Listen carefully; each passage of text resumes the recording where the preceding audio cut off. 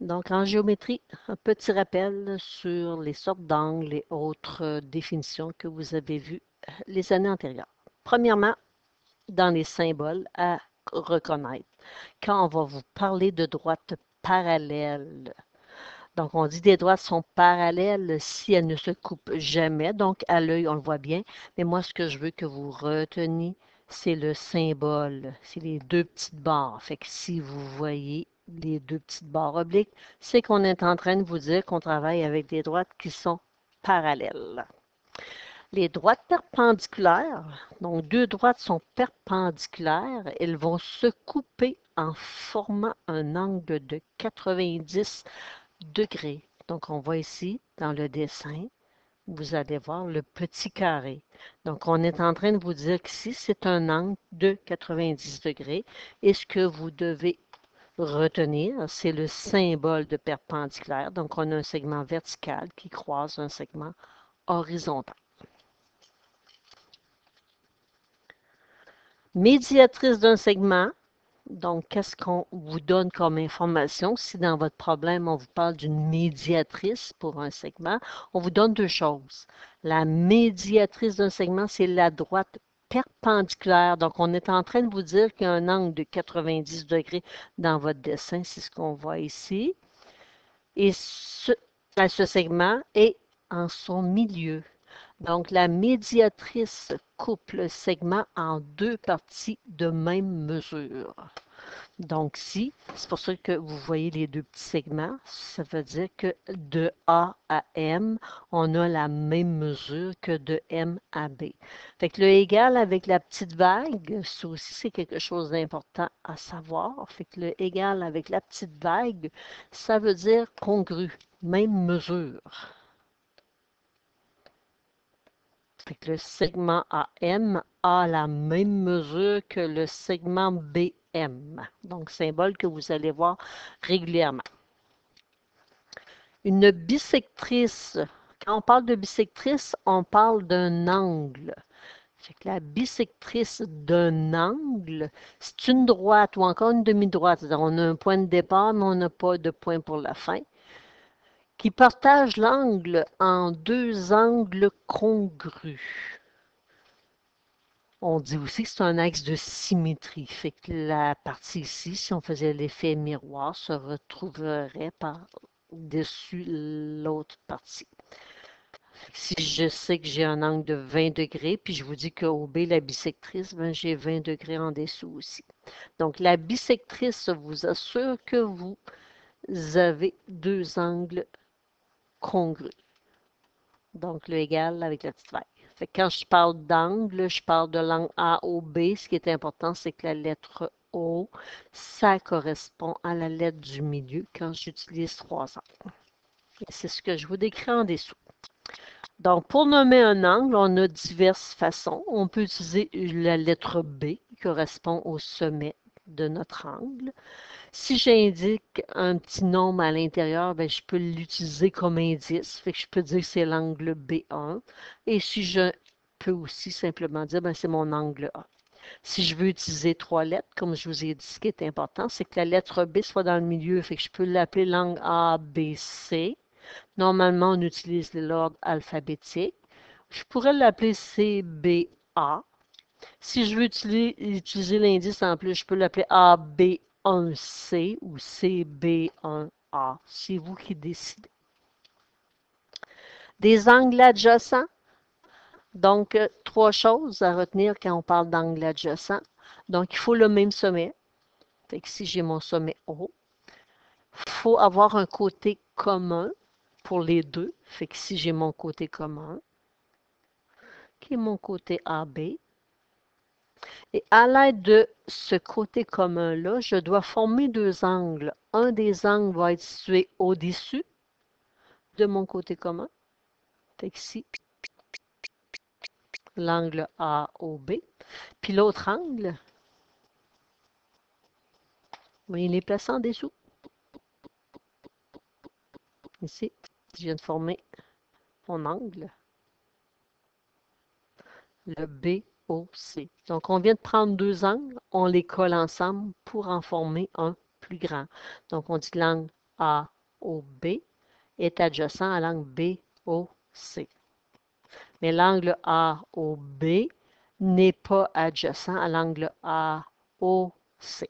Parce que le côté commun, c'est le côté OA. Et les deux angles AOB puis le AOC sont situés du même côté par rapport au côté commun. Donc ici, très, très, très, très important, je mets une petite étoile, les angles opposés par le sommet. Donc, on va l'utiliser beaucoup dans nos démonstrations. On dit deux droites sécantes, donc deux droites qui se rencontrent en un point. Détermine deux paires d'angles opposés par le sommet. Donc ici, mon angle AOD puis mon BOC, les deux qui sont en orange, sont opposés par le sommet. Et parce qu'ils sont opposés par le sommet, les angles opposés par le sommet sont toujours congrus. Fait que si je connais la mesure de mon angle AOD, ben je connais automatiquement la mesure de mon angle BOC. Même chose, j'ai mes deux verres, le AOB puis le DOC. Ce sont aussi des angles opposés par le sommet. Donc, je peux dire que j'ai la même mesure pour l'angle AOB que pour l'angle DOC. Donc, on dit que AOB, AOD et BOC sont posés par le sommet. Qu'est-ce que ça implique? Ben, c'est ce que je viens de vous dire. L'angle AOB est congru à l'angle BOC. Puis je vous dis aussi que l'angle AOB et DOC sont posés par le sommet. Donc, je suis en train de vous dire que l'angle AOB est congru à l'angle DOC. Des angles complémentaires. Bien, deux angles sont complémentaires si la somme de leurs mesures est de 90 degrés. Ça veut dire que si je connais la mesure de l'angle AOB, si je vous dis ici que j'ai un 30 degrés, ben je peux conclure qu'ici, j'ai son complément, donc 90 moins 30, ça me donnerait mon 60 degrés. On a des angles supplémentaires. Quand je mets des petites étoiles, c'est ce qu'on va utiliser le plus dans nos démonstrations. Des angles supplémentaires, maintenant, eux, leur somme nous donne 180 degrés.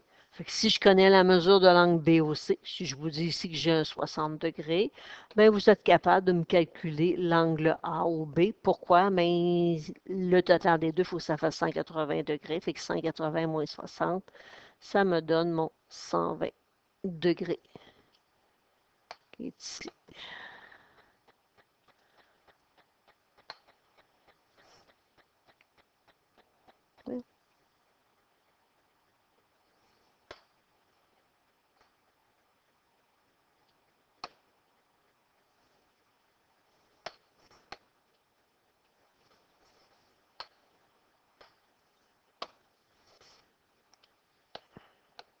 Voilà.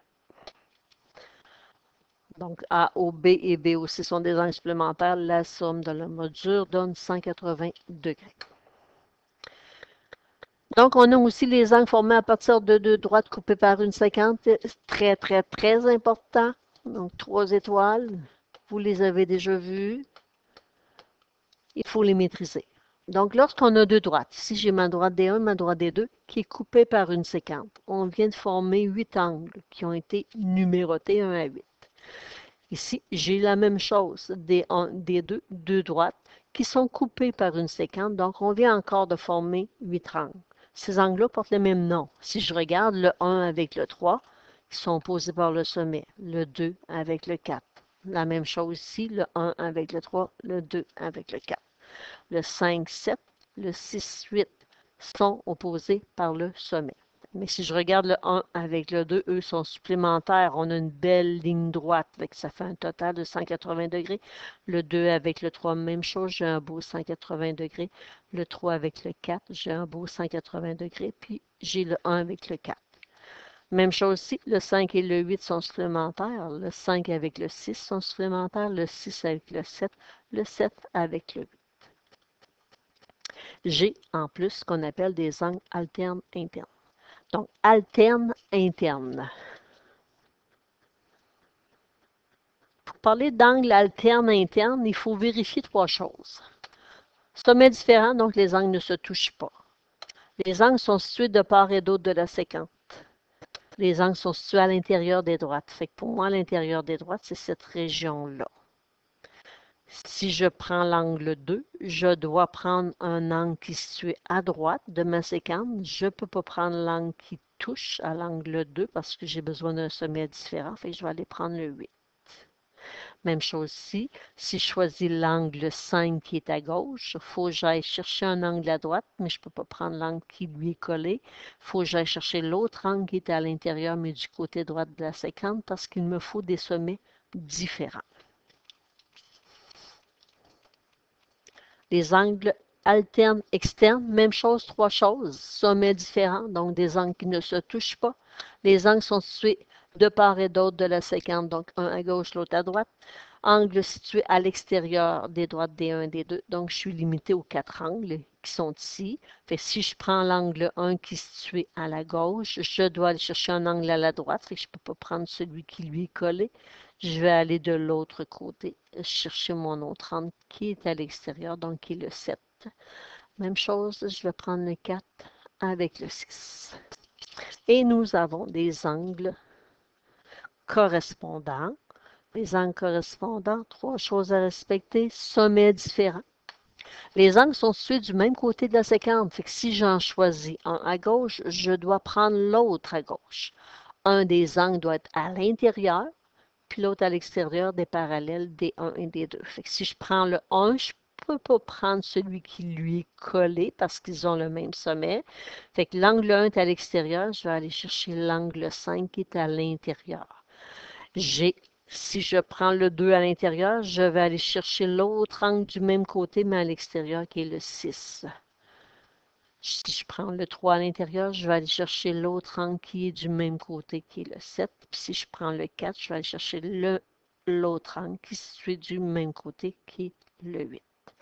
Donc, si je reviens en arrière, donc, j'ai dit que mes angles 2 et 8 sont alternes internes. À l'œil, le 2 et le 8 ont la même mesure. Même chose, je regarde le 3 avec le 5. Le 3 et le 5 ont la même mesure.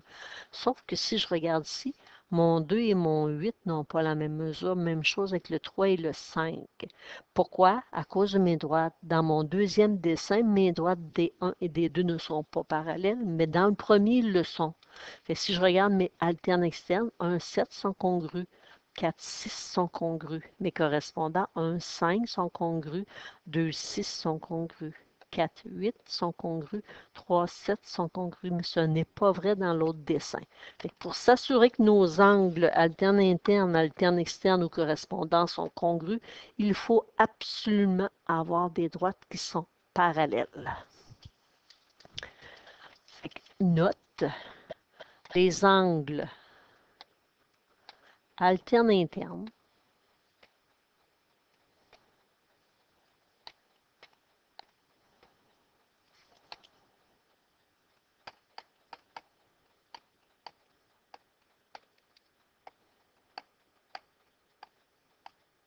alterne externe,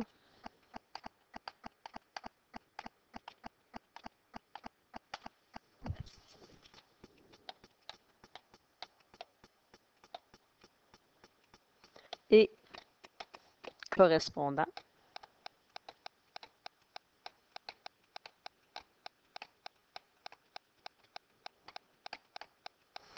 formés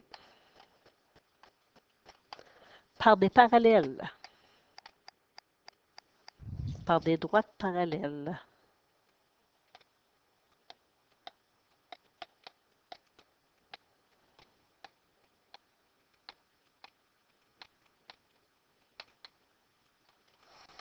Coupés par une séquence,